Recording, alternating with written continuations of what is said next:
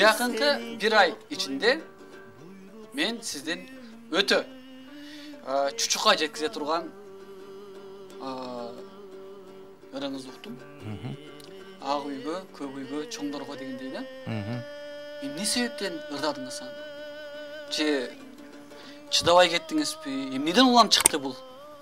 Эми биз сабырдуу элбиз да.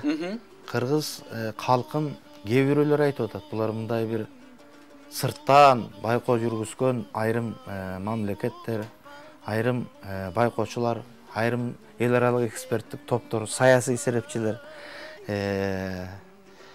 ошолор кээ бирде айтышы мүмкүн. Булар бат эле ары бери өзүнүн чечимин кабыл алган. Мындайча айтканда кээ бирөө айтып атат, мындай сиркеси суу көтөрбөгөн, жумшак эл экен, чыдабайт экен дегендей. Жок. Мен ошол нерсеге кошулбай, айрымдар айтып атат, булар сабырдуу. Анан ошол мен ушу сабырдуу деп айтат элем. Себеп дегенде биздин кыргыз элинин башынан нелер гана өткөн жок. Бул ошол 17-кылымдын 2-жарымынан баштап кыргыз элине ачык айкын ар бир заман өзүнүн түйшүгүн, өзүнүн зордугун, зомбулугун, кордугун көргөзүп келаткан убак болчу. Мына биз соңкуларына токтололу, ушул эле үркүн мезгилин унутпайбыз. Канчалаган мындайча айтканда улут өзүнүн 1/3 жоготту ошол кыргында.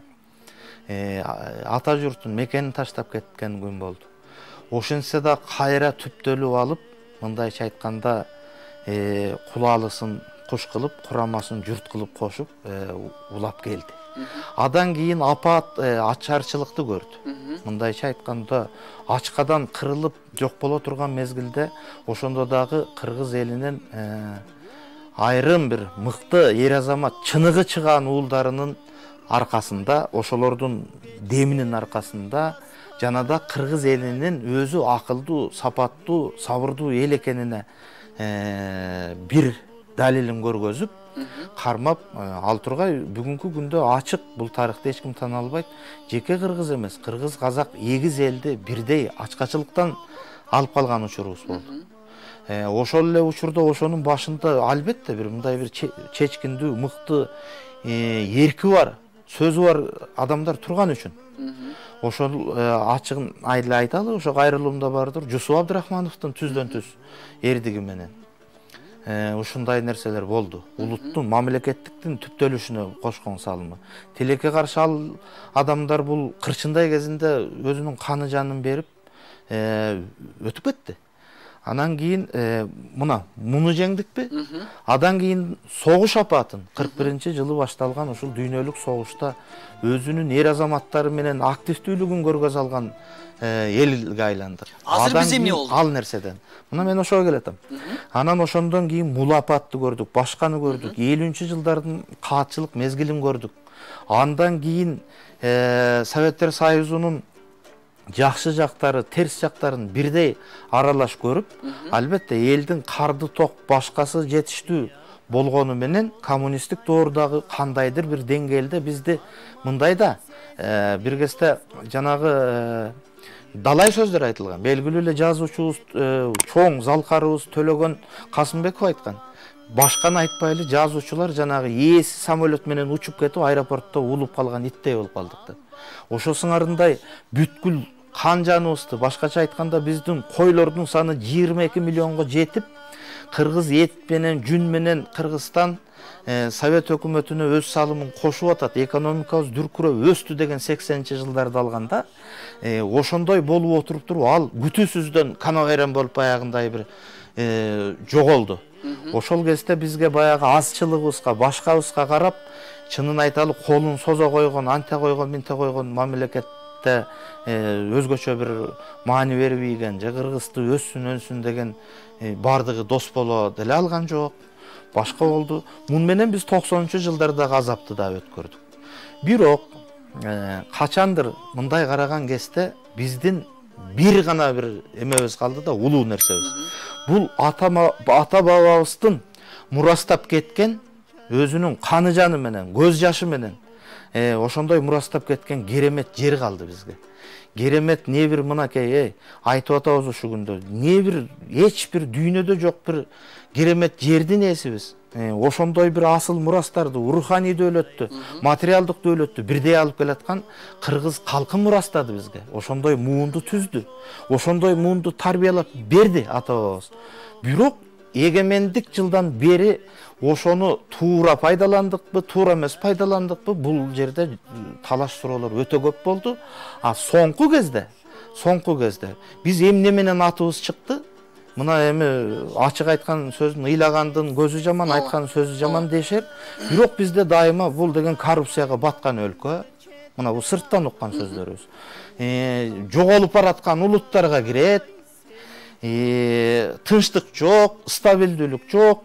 Ошол тынчтыктын жоктугун, стабилдүүлүктүн жоктугун эл эмес, элдин башындабыз деген азгана кайгана катмар уюштуруп, улантып, аябай мыкты өздөштүрүп, бири-биринен өч алып, башкача айтканда мени күйгүзгөн жери 28 жылдан бери эгемендик алганга толук, 28, эми бул 30 жуук мезгилде айланайын. Оңбогондой мезгилде бул бир кылымдын 3төн 1 бөлүгү айланайын, Ушул нерсени ушул мезгилде жанагы башкача айтканда биздин тетигил борбордук парктарда турбайбы, каруселдер айланып атат. Биринде ылдыйда турган отургуч үстүнө чыгат. Үстүнө чыкканда тияк алды да, тигил айланып келгенче тигил үстүнө чыгат. Ушундай эле бир саналуу бийлик башындагы не десек эми, муну кээ бир саясатчыларыбыз азаматтар деп атап жүрөт, кээ бирөө жарандар дейт, кээ бирөө бирдеке дейт. Мен буларды кандай атаарымды билбейм. Булар атабай эле коеюн. Дагы ачуу сөз сүйлөйүшүм. Ошондойлордун тегерегинен эч кандай жаңырбай, жазбай ушул айланып атат да. Эми бул болду да, чеги болуш керек да. Биз качанга чейин? Ошол ырыңыздан бир эки куплет ырдап бере аласызбы? Эки куплет ырдап бере албайм, бирок эми мындай да, аны угуп алганы башка жөн, эгер туура көрсөңүз. Эми ошол жерде мындай. Мен ал ырдын тегерегинде көп сөздөрдү элден угуп атам. Эмне деп угуп атасыз? Эми укканда мындай. Жакшы, рахмат айтыштыбы? Бирок чындыгында рахматы көбүрөөк. Маанилүү. Рахматы көбүрөөк. Мына эми аны азыр интернеттин заманында ошо YouTube'ду басып көрсө, ошол жерде жүргөндүр. Ошол жерде ошо эл өзү жазып аткандай, азыркы кезде бармак ылдыйлатылган белги бар турбайбы? Аны бир 300гө жетпеген киши, мына азыр басып көрсөңүз да ошол чыгат. Калган ал жерде 10 000 деген адамдар колдоп атат. Комментарийлерге келсек, 4 күндүн ичинде 1000ден ашык комментарий болду. Бүттүгү мындай рахмат айтуучулар. Бул жерде мен суктанып аткан жерим жок. Ушул Элмирбек кыйын экен, мен ушундан кадырым өсүп кетет. Же бир упай топтойм, жана башка эмес. Бул өкүнүчтүү көрүнүш. Себеп дегенде, элди мынчалык нааразычылыкка жеткизип, чогулуп, канча мезгилде биз үмүт артып эле келдик да, сабырыбыз ушул. Эми оңолот экен, эми жакшы болду деген нерсе менен келген улам жалындаган үмүткө суу бүркүп, өчүрүп, ушинтип келгендин белгиси. Бул жакшы эмес. Качан, мисалы үчүн айткан сөз бар, ачык айкын макал бар. Мындайча айтканда ошол даана айтылат, ырдагы. Айтып берейин кандай айтылса. Ханды Кудай урарда калкына жаман кас болот дейт. Ушул нерсени өздөрүнө ала албай койду. Эч бирөөбүз. Ачык эле. Эми ар кандай учур бар да. Мына ушундай болгондуктан ошол нерсеге кошулган эл бар экен, журт бар экен, мен эмне кылайын? Ошол нерсени айтышым керек. Экинчиден, ушул жерде мына өзүңүз айтып атасыз, 20 чакты шакирт өстүрүп атсам, 20-30тай. Анан ошолорго мен эмне деп айтам? Оокатыңар өткөн, тирилигиңер өткөн жерде ырдап, эптеп бергенин алып жашай бергиле деп. Мен кантип бул шакирт тарбиялайм? Мен айтам, силерди эл үчүн жараткан. Силер элдиксиңер. Силерди өзүңөрдүн эрк өзүңөрдө эмес. Силердин азабыңарда, бактыңарда ошол жерде. Илгери Жан Такпай деген Атай Огонбаев комузчубуздун устаты тайкасы айткан. Бирөөнүн көңүлү үчүн жашайсың эми. Сен эмне комузга мынча кызыгып калдың? Ошондо комуз чертип отуруп, ылжырап, мындай манжаларынын башы түшө баштаган убактары болчу экен. Жан Такпай. Ансыңарындай ошол Жан Такпай тарткан азапты тартышыңар мүмкүн. Жана башка болушу мүмкүн, бирок акын атыңарды актагыла. Бирок биздин кыргыз эл, сиз туура айттыңыз, сабырдуу, үзүлбөгөн үмүт менен дагы эле жашап келебиз.